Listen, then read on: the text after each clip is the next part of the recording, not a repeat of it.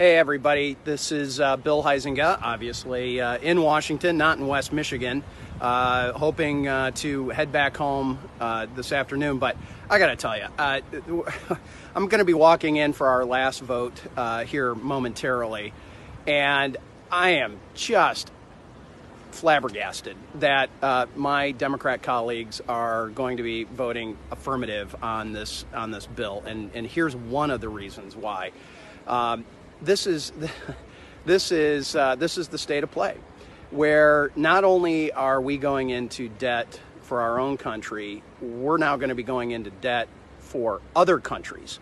And I'm gonna. And this is kind of a little awkward, but I'm gonna read a statement that I had intended to read on the House floor, but the Democrat majority limited our time this morning of 1 minute, and so I wasn't able to get that done. So I'm going to do it here with you now, and then we're going to talk a little bit about this. So here's my statement that I intend on the House floor. I rise in opposition to the partisan bill we have been debating the past couple of days. Under language inserted at the Rules Committee, the U.S. would direct the International Monetary Fund, the IMF, to lavish $3 trillion on countries around the world. This is a permanent, no-strings-attached liquidity for foreign governments. The Democrats' bill would therefore send it at least $20 billion to the world's foremost state sponsor of terrorism, Iran. It means at least $17 billion for the Assad regime in Syria. There's also more than $170 billion for the Chinese Communist Party as it takes over Hong Kong and builds internment camps, and another $75 billion for Russia. Meanwhile, an amendment I offered to prevent Americans' banks from financing Iranians who have been sanctioned for terrorism and human rights abuses wasn't even made in order by the Rules Committee. Strange priorities from the Democrats. It's obscene to attach billions of dollars for China, Russia, and state sponsors of terrorism to legislation that funds our military. I urge a no vote on this bill, and I'm going to be voting no. And this is to fund our military, and we are going to be directing the IMF, which, by the way, I had jurisdiction over at one point when I chaired one of the subcommittees on financial services. It was called the Monetary Policy and Trade Subcommittee.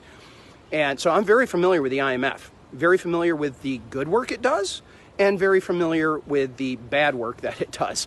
And I'm telling you, directing them to go spend $3 trillion on countries like China and Syria and Russia is lunacy. It's completely nuts.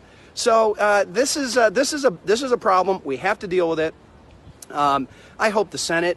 I don't have great expectations out of Michigan's two senators, but I'm hoping that someone in the Senate realizes how foolish this is and what we would be doing if we moved ahead with this. And so again, no hearing in the committee. It got inserted in at the Rules Committee. My amendment that wouldn't allow American banks and therefore our deposits as American taxpayers be used to fund Iranian terrorists was rejected. They wouldn't even take up my amendment, yet they slid in a directive for $3 trillion. It feels like a jillion. $3 trillion of support for countries around the world when we can't even get an agreement here in the House and the Senate about what we're going to do with the extension of unemployment or any of the other spending that we're doing. So anyway, time to take a breath, but I just hope that I just hope that cooler heads prevail over in the Senate, and that they do not go in this direction. So, well, I'm getting ready to. Sorry, it just dropped. I'm getting ready to walk on the House floor with my Zealand-made Primera Plastics face shield.